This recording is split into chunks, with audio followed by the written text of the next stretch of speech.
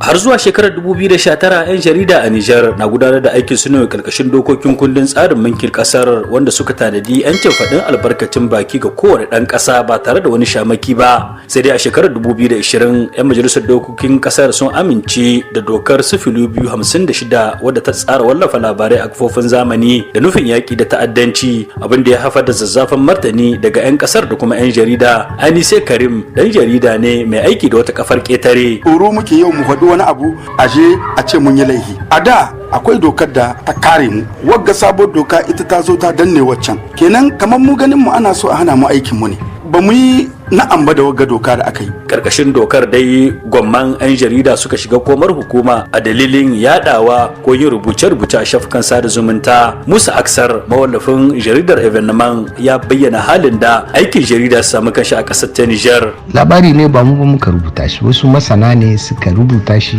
Mu abinda muka yi lokaci muka yi sai muka wallafa shi, ba mu sake shi ba, muka ce ga waɗanda suka faɗi. To wannan a Nijar ma laifi ne. Yau ɓarawo shine ake ma guda, wanda yake cewa ga barawo shine ake ma shari'a. A Nijar dokar 2010 mai lamba 35 da tsohon shugaban kasar Isu Muhammad ya sanya hannu ta hana tuhumar duk wani dan jarida saboda ya aikata wani kuskure a cikin aikinsa na bada labari, rauni ne ko kuma amai da lashewa. Abdul Malik Siddo wakilin hukumar sanya ido kan kafofin sadarwa a Gadas. Cikin wani shekarun yan jarida sun yi aikin su lamun lahiya lau. Matsalar ɗaya da ake samu, yan jarida da yawa in ka ba su doka ba karanta ta ba suke, ba a ce ba duka. Kenan da kai karo da wannan dokar ba kai adalci ba da an gaya ma. Yan jarida dai na zargin hannayen da wasu masu karfin faɗa a ji ko kuma ke aikata laifuka a yunkurin takaita incin jama'a na samun labarai. Samira Sabu yar jarida ce da yanzu haka ke da takardu a kotu game da rubuce-rubucen da ta yi a shafukan sada zumunta. Abun da ka gayi da yake taɓin manyan mutane, in ka gaye shi kenan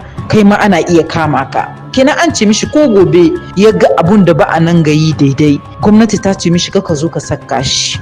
Wata hanya ba hanya kwarai ba ce. A yanayin da hanyoyin samun labarai da yaɗa su ga jama'a ke daɗa karuwa, masana na ganin akwai buƙatar warware zare da abawa. Alhassan Hamma ƙwararre ne kan sha'anin harkar sadarwa a ƙasar Nijar. Yau kowa ya ɗauki kan shi ɗan jarida, alhali ita kuma jarida karanta ta ake. Mutane na cewa an ba su 'yancin demokrasi ake ciki, ko maganar da an ce kai akwai shari'i, to shari'in nan shine mutane ba su aiki da shi. Gaskiya wannan abu yana so a tsara shi. A cikin wasu jerin sanarwoyi da kungiyar kare 'yancin 'yan jarida ta ƙasa da ƙasa RSF tare da wasu takwarorin nahiyar Afirka, dukkaninsu sun yi Allah wadda kan taɓarɓarewar yanayin 'yancin faɗar albarkacin baki a Nijar, inda suka ce yunkuri ne na hana 'yan jarida gudanar da aikinsu na bayyana masu laifi. Umar Sani, Agadas, RFI Hausa. Ku danna subscribe sannan ku danna alamar ƙararrawa.